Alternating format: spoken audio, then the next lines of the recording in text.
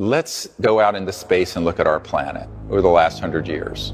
World wars, hundreds of millions of people killed in war, the advent of weapons of mass destruction, our going into space in a competitive way with the Soviet Union for the Apollo projects and others, the degradation and destruction of our environment, our targeting of extraterrestrial assets around the Earth and in space, and successfully killing many ETs and downing their spacecraft. Out here in Fort Huachuca in Arizona, there's an underground facility where there are 9 different ET craft that are there with all the autopsy bodies. There's a man on my team who used to work in that facility near Tombstone, Arizona, not coincidentally, perhaps.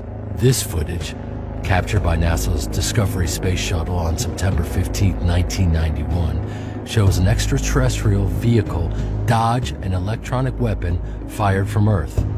Here, we see the craft slowly crossing the frame. There's a bright flash, and then it makes an abrupt right-angle turn and flies off.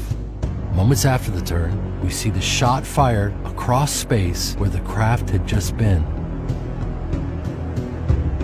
Knowing all that, if they were hostile in the way we think of an invading hostile force, that would have been made abundantly clear to us the day we detonated the first atomic bomb. The fact is they have shown remarkable restraint, almost a level of Gandhian pacifism, not to have pushed back. So the threat isn't extraterrestrial, the threat is covert human. These secret projects are an existential threat to Earth, the environment, and to our peace in space and relationship with these civilizations. I remember being at Wright-Patterson Air Force Base, where a lot of the Roswell stuff ended up, and it was the Foreign Technology Division of the Air Force. And I was there to do a briefing, and the colonel said, well, what if these civilizations are a threat? He was trying to bring me into that view. And I said, sir, with all due respect, given the galactically stupid things you have been doing, if they were a threat, you would know it by now, and we would not be having this conversation and breathing the free air of Earth. It would have been point, set, match, over.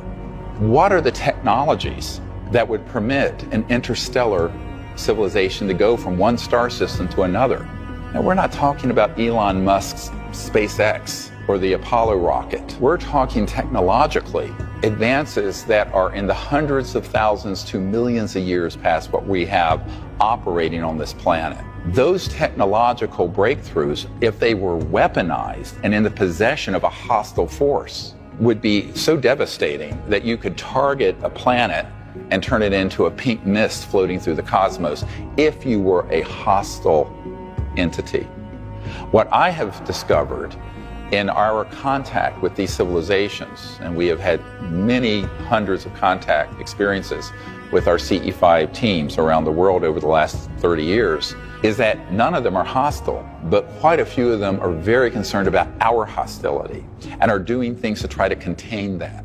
Uai, seu app de vídeos curtos.